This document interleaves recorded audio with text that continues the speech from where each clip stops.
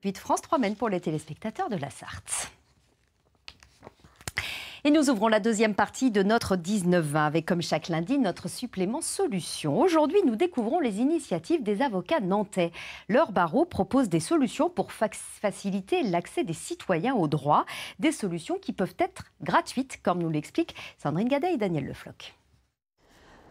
Quand on est confronté à un problème juridique, il n'est pas évident de savoir vers qui se tourner, quel avocat contacter. Depuis 2013, le barreau de Nantes a mis en place un dispositif pour mieux orienter le justiciable. Il s'agit notamment de consultations gratuites, ouvertes à tous, particuliers comme entreprises.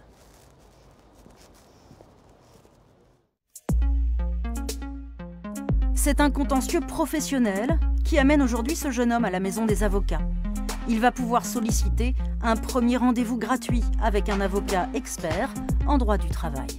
Je trouve que c'est pratique parce que généralement pour la première consultation, ce qui bloque les gens, c'est de se dire d'aller voir un avocat et de payer en fait. Donc généralement au début ça bloque, mais de savoir qu'on a une consultation gratuite au moins, ça peut déjà aider après à savoir ce qu'on va faire dans les démarches à suivre. Chaque année, le barreau nantais délivre 5000 bons de consultation gratuite dans tous les domaines juridiques. Un moyen simple et efficace de trouver le bon interlocuteur dans un milieu, la justice, dont les ressorts souvent méconnus impressionnent les citoyens. Gaëlle Visiose est l'une des 370 avocats qui sont volontaires pour assurer ces consultations. C'est du bénévolat complet, mais c'est du bénévolat toujours en se disant derrière, en effet, on peut récupérer le client, ça peut être un dossier intéressant, donc c'est un moyen de se faire connaître, voilà, et de récupérer des dossiers quand on est... je pense que c'est plutôt les jeunes avocats, parce que quand on a un certain nombre d'expériences, on n'a plus forcément le temps de faire ça. Pour elle, un premier contact gratuit permet souvent à l'avocat de jouer un vrai rôle de conseil. Il y a des gens qui sont complètement perdus. Et le fait d'aller voir un avocat, ça va les recadrer un peu et les aider à prendre des décisions. Donc c'est ça qui est intéressant. Et puis nous, ça nous permet, ce qui est très important quand on est avocat, c'est d'avoir une relation humaine avec son client. Et cette première consultation, dans la mesure où elle est gratuite, ça permet dès le départ de baser la relation sur une certaine confiance, ce qui est assez important, je trouve. À Nantes, rendre la justice plus accessible, cela passe aussi par les nouvelles technologies. Le barreau s'est associé à cette plateforme juridique pour ouvrir un site internet dédié au droit. Chaque question est analysée par l'un de ses juristes, puis transmise à un avocat spécialisé. Et c'est bien lui, non un algorithme, qui y répond par écrit. La solution est certes payante, mais rassurante. Les gens commencent par aller sur internet, tous. Mais des enquêtes que l'on a faites, les 2/3 des gens ne font pas confiance à ce qu'ils lisent sur Internet.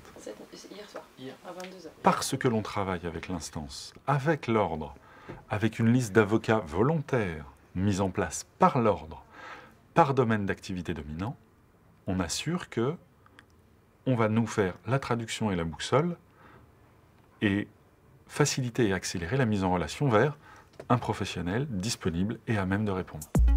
Depuis son lancement, il y a un an, le site a permis de traiter 370 questions.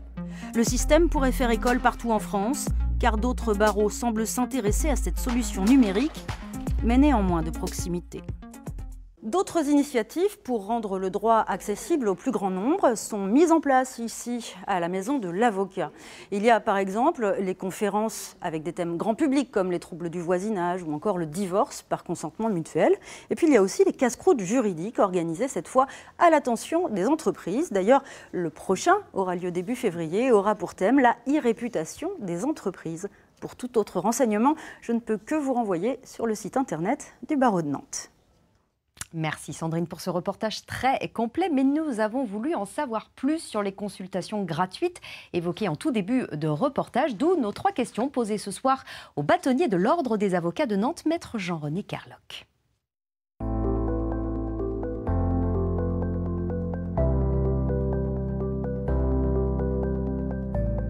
Ça permet en quelque sorte d'avancer, de se rendre compte si, en exprimant son problème soi-même, on le comprend en général un peu mieux, d'avoir en face de soi un avocat qui va vous aider à débroussailler ce problème-là.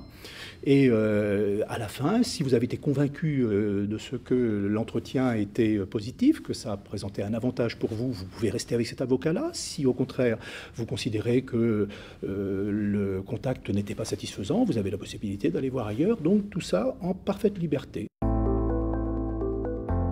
Alors les consultations ont un double aspect. Elles vont permettre parfois d'éviter des procédures, parce qu'on va être renseigné, on va avoir la conviction qu'il ne faut pas engager cette procédure-là, mais parfois ça a pour objet, pour des personnes, justement, de leur permettre de faire valoir leurs droits, et de faire valoir leurs droits parfois devant une juridiction.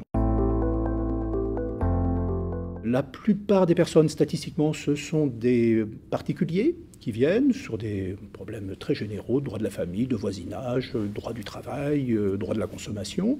Et vous avez quelques chefs d'entreprise qui parfois sont un peu perdus dans le maquis, qui ne savent pas comment identifier leur avocat, qui ne savent pas comment le choisir et qui, en quelque sorte, s'en remettent à la maison de l'avocat pour qu'on leur propose un avocat, après avoir expliqué quelle était la nature de leur problème, et on leur propose un avocat qui doit être en mesure, en principe, de répondre à leurs questions.